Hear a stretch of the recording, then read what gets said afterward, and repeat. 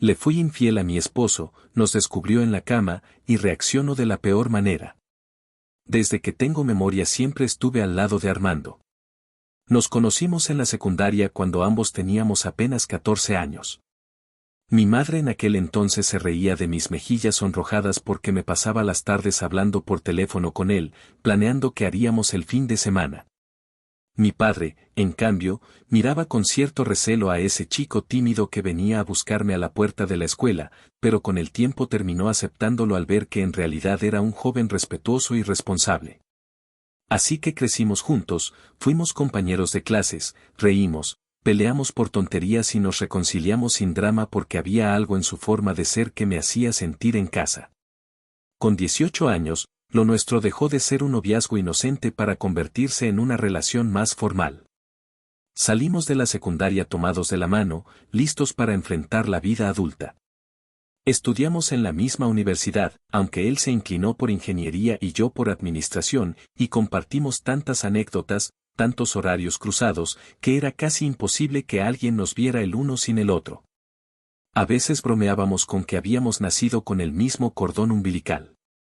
Esa cercanía tan profunda me hacía sentir la persona más afortunada del mundo. A los 22, cuando estábamos cerca de graduarnos, me propuso matrimonio en una cena modesta, pero llena de amor. Recuerdo que mis manos temblaban al ver el anillo, mientras él esperaba mi respuesta con una sonrisa nerviosa. Acepté sin dudarlo y así comenzó nuestro camino oficial como pareja de esposos. Al principio vivíamos en un departamento pequeño pero acogedor que pagábamos con nuestros trabajos de medio tiempo y la ayuda mínima que podíamos recibir de nuestras familias. Sin embargo, Armando siempre tuvo una determinación inquebrantable.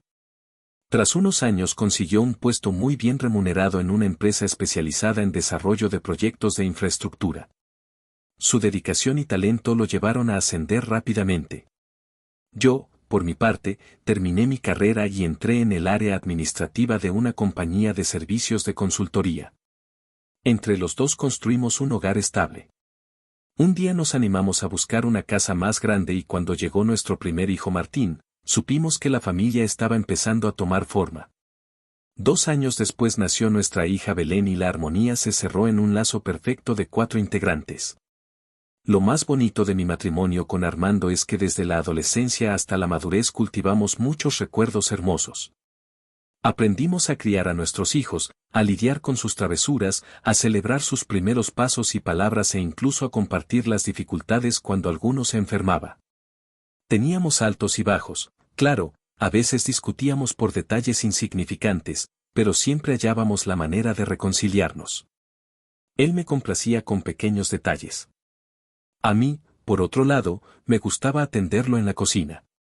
Nuestras amistades decían que éramos un caso típico de amor de instituto que había florecido en una familia sólida.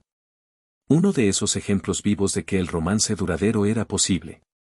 Los años se precipitaron sin pedir permiso y de pronto Martín y Belén cumplieron la mayoría de edad. Antes de darme cuenta, ambos se habían graduado de la escuela y se preparaban para ingresar a la universidad. Eligieron carreras distintas, pero en ciudades cercanas, lo que implicaba que dejarían la casa. Recuerdo cómo la noche antes de que Martín se marchara, me acosté llorando en silencio, pensando que mi bebé, aquel chiquillo que solía correr por el jardín, ahora se marchaba para forjar su propio camino. Belén, poco después se fue también con la emoción de descubrir el mundo. Armando y yo nos quedamos en la casa vacía. Y aunque me entristecía la partida de nuestros hijos, en el fondo también sentía cierto alivio de pensar que ahora podríamos tener tiempo para nosotros dos como en los viejos tiempos. Armando seguía con su trabajo, el cual para entonces estaba muy bien remunerado y le permitía organizar sus horarios con relativa flexibilidad. Tenía algunos viajes esporádicos, reuniones y proyectos, pero pasaba bastante tiempo en casa. Pensaba que esta etapa solos nos permitiría disfrutar mutuamente de una manera diferente. Sin el correteo de niños podríamos reavivar el romance y planear escapadas de fin de semana. Incluso le comenté la posibilidad de viajar, de ir a la playa con frecuencia o tal vez aventurarnos a un viaje largo por Europa cuando su agenda y nuestro presupuesto lo permitiesen. Sin embargo, como me gusta mantener cierto contacto social, no tardé en retomar las reuniones con mis amigas de siempre. Somos 4, incluyéndome, y nos conocimos en la universidad. A menudo salíamos a tomar café, a charlar de la vida, de lo cotidiano, de las cosas que nos agobiaban o entusiasmaban. En una de esas tardes, mientras saboreábamos un pastel, el tema derivó a la vida sexual y la experiencia con diferentes parejas. 2 de ellas hablaban de sus aventuras pasadas, de lo que habían descubierto con un novio y luego con otro. La tercera, más discreta, solo asentía. Y de pronto me miraron y comentaron que era raro que yo solo hubiera estado con Armando como si fuera algo obsoleto o anticuado. Me sorprendió porque nunca me había cuestionado que fuese un problema tener una sola pareja sexual en toda mi vida. Respondí que para mí resultaba natural y que estaba feliz así, pero mis amigas insistieron en que alguna vez debía de haberme preguntado cómo sería estar con otro hombre. Probar otras vivencias que no fuesen con mi esposo de toda la vida. Si bien en el momento me reí y dije que no era tema para mí, esas palabras quedaron como un eco en mi mente. Jamás me había planteado nada parecido, pero la idea se me fue colando silenciosamente. Me preguntaba si acaso me perdía de algo, si la vida de una mujer debía incluir más experiencias para ser considerada completa o si era simplemente una invención de la sociedad moderna que busca la novedad constante. No me atreví a contárselo a Armando ni a comentarle mi inquietud, porque me parecía absurdo suscitar discusiones por un tema que, en teoría, no debería preocuparme. Pasaron unos meses, Armando y yo llevábamos la rutina en armonía. Nos despertábamos juntos, él atendía algunos correos de la empresa, desayunábamos, yo salía al mercado o hacía actividades del hogar y por las noches a veces veíamos una serie en la televisión. No era una vida llena de aventura, lo admito, pero tampoco podía definirla como mala. Tal vez si echaba de menos la emoción de los primeros años de matrimonio. Aquella chispa que parecía encenderlo todo con facilidad. Mientras tanto, las palabras de mis amigas se repetían en mi cabeza e intentaba sacudirlas sin éxito. Y entonces sucedió que un amigo de la infancia de ambos, Gabriel, regresó a la ciudad tras muchos años fuera. Era un compañero de secundaria, tanto mío como de Armando, un chico que en la adolescencia me había parecido atractivo, pero con quien nunca surgió nada. Se había marchado a Europa a estudiar arte. Vivió en varios países y había hecho una carrera profesional como fotógrafo. Nos llamó un día, pues alguien le dio nuestros contactos para avisarnos que vendría a visitarnos. Armando y yo lo recibimos con agrado, preparando un almuerzo para escuchar sus historias. Lo vi entrar por la puerta y sentí algo muy extraño. A pesar de los años, conservaba aquel aire aventurero, un carisma que se potenciaba con su forma de sonreír.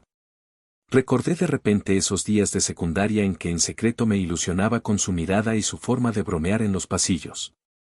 Me sacudió la memoria de forma intensa.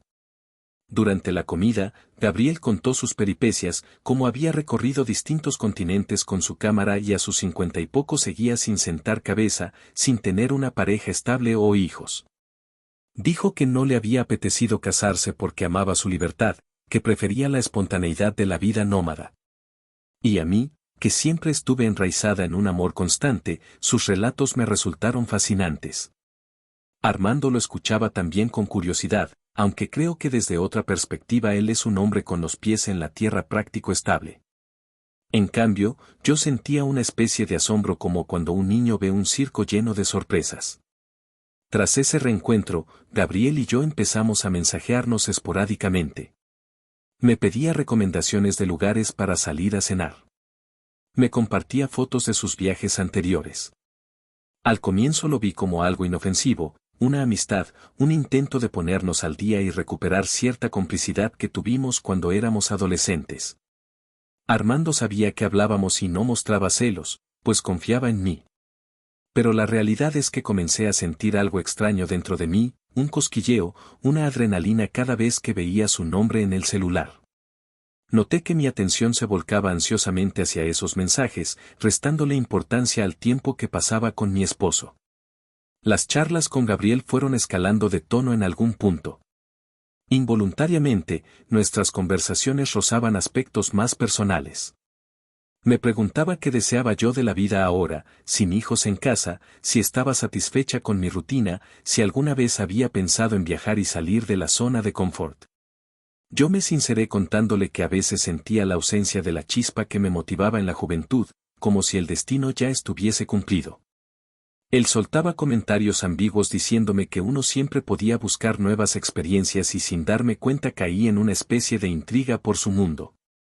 Llegué incluso a mentirle a Armando diciéndole que iría a cenar con mis amigas, pero en realidad me encontraba con Gabriel para tomarnos un café o un trago, conversar, reír. Ambos sabíamos que había una tensión entre nosotros. Mis amigas, las mismas que un día sembraron la duda en mi cabeza, se percataron de algo. En una de nuestras reuniones confesé que estaba viéndome con alguien sin llegar al plano físico, pero sí con una atracción muy fuerte.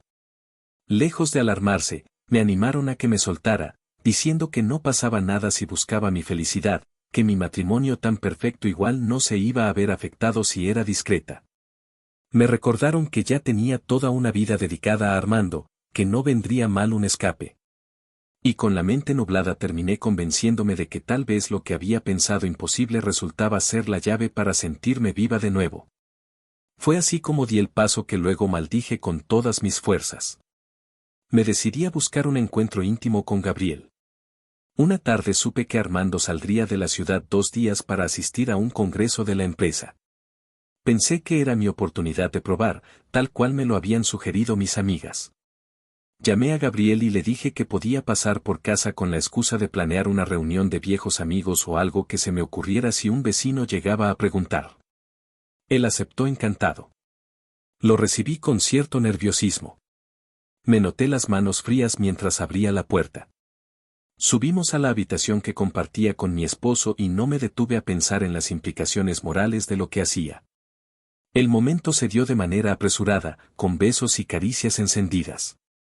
Sentí una emoción mezclada con culpa, un remolino en el pecho. En mi mente la chispa de la novedad se mezclaba con el terror de ser descubierta, pero me convencí a mí misma de que nadie lo sabría, que Armando estaba lejos y que en unas horas todo volvería a la normalidad. Tan absorta estaba en esa atmósfera de aventura que no advertí cómo la puerta principal se abría, ni escuché el sonido de los pasos subiendo las escaleras. De pronto, en medio de esa escena, escuché la voz de Armando. Al voltear, lo vi allí parado en la entrada de la habitación, mirándonos con una expresión que me congeló la sangre. El horror se apoderó de mí. Reaccioné con pánico, intentando cubrirme. Gabriel también se sobresaltó e intentó explicarse diciendo que todo era un malentendido, como si sus palabras pudieran arreglar la situación de inmediato. El rostro de Armando por un segundo se transformó en una máscara de rabia y dolor. No alcancé a moverme cuando vi que sacaba un arma de fuego de la parte trasera de su pantalón. No sabía que mi esposo tenía un arma. Tal vez era algo que había adquirido por seguridad. Nunca se lo pregunté. Pero no hubo tiempo de razonar nada.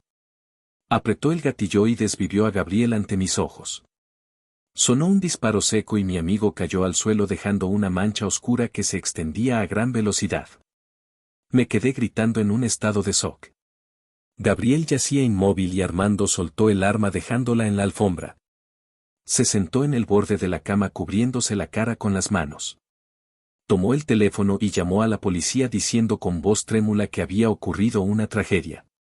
Yo apenas podía articular palabras llorando y pidiéndole que se calmara, que todo había sido un error, que no debió hacerlo. Armando me miró con un desprecio y un dolor inhumanos y me dijo que la culpable era yo. Que me había encargado de echar a perder todo lo que construimos y que no me hacía daño solo porque pensaba en nuestros hijos, en cómo verían a su padre si me hacía algo a mí también. Pocos minutos después llegaron los oficiales y una ambulancia, pero ya era demasiado tarde para Gabriel. La gente se agolpaba afuera. Los vecinos que escucharon el disparo cuchicheaban y yo no podía dejar de sollozar. Armando fue esposado y subido a la patrulla. Me quedé en la acera, cubierta por una manta que un oficial me dio. No terminé de entender cómo todo se desmoronó en un par de instantes. Mi mente seguía atrapada en el terror y en la culpa. ¿Cómo pude llegar a este punto? A la mañana siguiente, la noticia se había regado por todo el barrio y las redes sociales. Nadie podía creer que aquel matrimonio ejemplar estuviera involucrado en un hecho tan horrible. Mis hijos se enteraron de inmediato y volvieron a casa desconsolados. Martín y Belén apenas me dirigieron la palabra. Solo me miraron con el semblante lleno de rabia y pena, preguntándome cómo era posible que yo hubiera engañado a su padre de ese modo.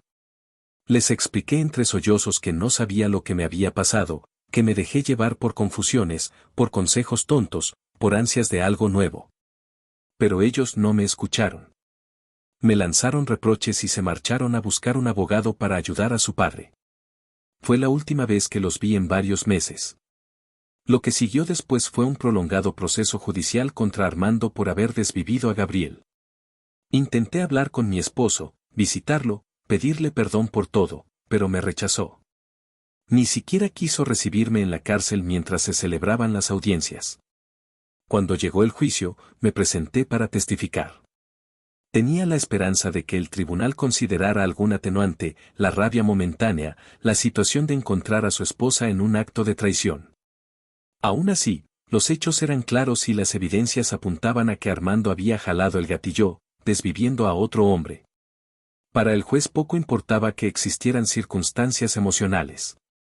Al final le dictaron una sentencia de 10 años. Recuerdo cómo la sala quedó en silencio cuando pronunciaron el veredicto y luego se llenó de llanto, el de mis hijos y el mío.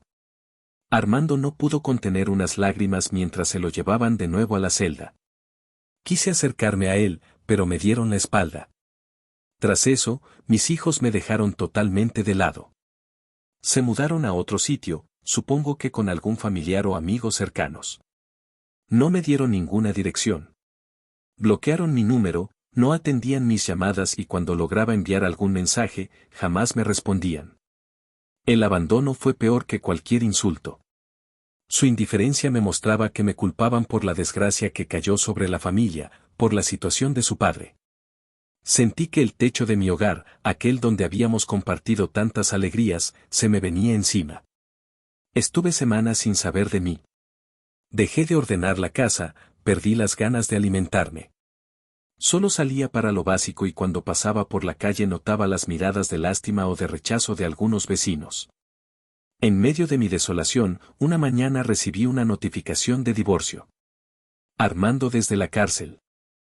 Estaba impulsando el proceso para disolver legalmente nuestro matrimonio. Jamás imaginé que tras tanto amor compartido, él llegaría a cortarme de su vida de un modo tan drástico. Lloré desconsolada, sintiéndome incapaz de afrontar aquel trámite. Aún así, contraté un abogado para ver si había forma de frenar el proceso, de lograr alguna conciliación. De pronto, lo único que deseaba era que Armando de alguna forma comprendiera mi arrepentimiento o me diera la oportunidad de disculparme a fondo. Pero él se mantuvo firme. Durante un año, la disputa legal se alargó mientras yo enviaba recados a través de mi abogado, rogando que no destruyéramos así nuestro pasado. Él se negaba a cualquier acercamiento. Finalmente, el divorcio se consumó. Solo a manera de gracia me permitieron un breve encuentro con Armando en la cárcel para firmar un par de papeles. Fui nerviosa y al mismo tiempo con la esperanza de que me dedicara un gesto de compasión. Me arreglé un poco intentando esconder mis ojeras y la palidez que me agobiaba tras tanta tristeza. Lo vi acercarse escoltado por un guardia. Su apariencia había cambiado. Estaba más fuerte físicamente, pero su mirada era más fría, sin rastro del cariño que me dedicaba antes. Yo comencé a hablar atropelladamente, diciéndole que lo amaba, que no entendía cómo pude hacer algo tan fatal, que me perdonara, que en verdad no quise dañar a nadie. Él se limitó a escucharme en silencio, sin interrumpir ni un segundo. Cuando terminé, me dijo con voz pausada que ya nada de lo que dijera cambiaba el pasado, que arruiné su vida y la de nuestros hijos y que una persona que ama no toma decisiones tan egoístas. Añadió que no pensaba seguir atado a mí, que por favor firmara los papeles y no buscara más contacto porque él necesitaba terminar su condena, salir algún día y reanudar su relación con nuestros hijos sin mi sombra rondando. Fue un golpe durísimo. Me marché de allí con un nudo en la garganta, incapaz de pronunciar palabra. Firmé los documentos y el divorcio se hizo efectivo. A partir de ese instante, legalmente ya no éramos esposos.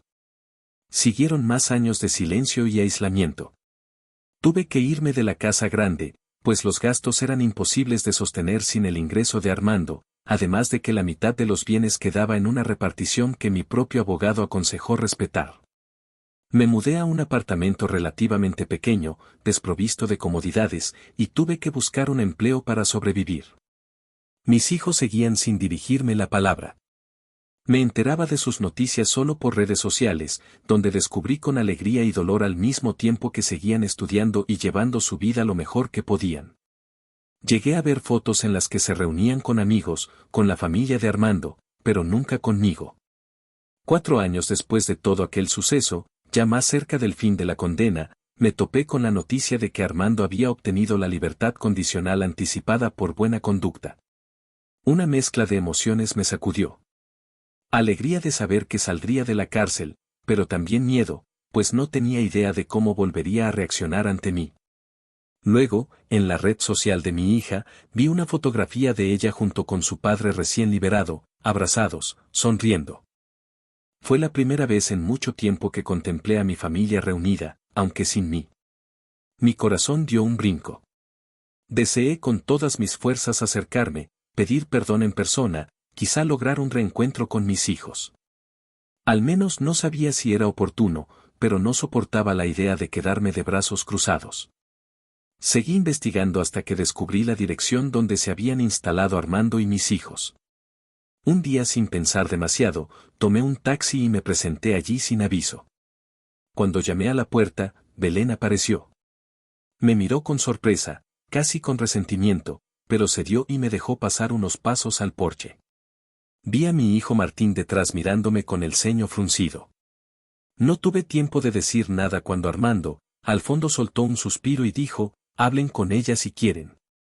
Yo no, para mí está todo dicho. Luego se metió a la casa dejando la puerta entreabierta. Me quebré en llanto frente a mis hijos, suplicándoles que me perdonaran, que entendieran que había sido una estupidez, un arrebato. Les rogué que me dieran una oportunidad de demostrar que todavía los amaba con todo mi ser. Me arrodillé aferrándome al brazo de Martín y también busqué la mano de Belén. Ellos me escucharon con evidente tensión. Veía sus ojos cargados de reproche, de dolor. Me dijeron que me perdonaban en el sentido de que no deseaban vivir con rencor, pero que no podían sencillamente fingir que nada pasó. Que lo que sucedió había destruido su hogar y había llevado a su padre a un encierro, marcando su vida para siempre. Me explicaron que se sentían incapaces de retomar la relación como si nada y que necesitaban tiempo, mucho tiempo para sanar. También pidieron que no repitiera escenas dramáticas ni insistiera en verlos, que esperara a que fueran ellos quienes dieran el siguiente paso. Me quedé en silencio con el corazón hecho pedazos. Entendí que no podía forzar su afecto, que el lazo estaba desgarrado, aunque no borrado del todo. Al menos me quedaba el consuelo de que en sus palabras no me condenaban a un ostracismo permanente, sino que me otorgaban una pizca de esperanza para un futuro incierto. Me retiré de la casa sintiendo que todo mi cuerpo temblaba, sabiendo que a diferencia de lo que solía ser mi vida, hoy no tenía la fuerza de un esposo amoroso ni la alegría de unos hijos que me abrazaran con incondicionalidad. Y así estoy ahora en un apartamento modesto con la imagen de esa última visita atormentándome a ratos. Me aferro a la frase de Belén. Te perdonamos, pero no esperes que sea como antes porque no queremos tener contacto cercano todavía. Agrego la mirada compasiva de Martín, que se debatía entre la nostalgia de su madre y la realidad de un padre que sufrió demasiado. Y me aferro con la poca fe que me queda a la posibilidad de que un día ellos me llamen o me escriban, diciéndome que desean verme sin reproches. Quizá un día se abran puertas para un reencuentro gradual y sincero. Sigo lamentando cada minuto haber escuchado aquellos consejos que me instaban a buscar algo diferente, a anhelar nuevas experiencias sin pensar en las consecuencias. Hubo un momento en que debí detenerme a reflexionar que no valía la pena poner en riesgo una familia, un matrimonio de más de 20 años, solo por sentir un cosquilleo de aventura efímera. Entiendo que la monotonía puede combatirse con comunicación, con creatividad dentro de la pareja, con amor renovado, pero nunca con engaños. Ahora lo sé, pero lo aprendí a un costo altísimo. Mientras pasan los días, la imagen de Gabriel aparece en mis pensamientos, recordándome que también su vida se vio truncada por mi irresponsabilidad y la furia de Armando. Miro al cielo y pido perdón en silencio, sabiendo que no hay forma de resarcir lo irreparable. Pienso en la mujer que fui, en la que tenía una familia unida, hijos cariñosos, un esposo que la miraba con ternura, y me doy cuenta de que no supe valorar ni atesorar ese regalo. En un abrir y cerrar de ojos lo destrocé todo. Escribo en un diario cada noche tratando de hallar un sentido a mi futuro. Me veo con el pelo encaneciendo antes de tiempo, con la mirada cansada de tanto llorar, los vecinos que me eluden en el ascensor y mis amigas, que en su mayoría han optado por alejarse cuando vieron la magnitud del desastre. Pero aún así me aferro a un destello de esperanza. Mis hijos no me expulsaron definitivamente de sus corazones. Dijeron que en su momento me llamarán. Y sé que aunque Armando nunca vaya a volver a aceptarme, o incluso si me guarda un rencor eterno, al menos me queda la posibilidad de que mis hijos con los años comprendan mi error, sino para acogerme. Al menos para creer en mis lágrimas sinceras. Así concluye mi historia por ahora, sola en un apartamento, arrepentida hasta los huesos, recordando cada instante con Armando como si fuera un tesoro que dejé caer y romperse en 1000 pedazos. Mis noches son largas, a veces rezo a la nada, a veces maldigo mi ingenuidad.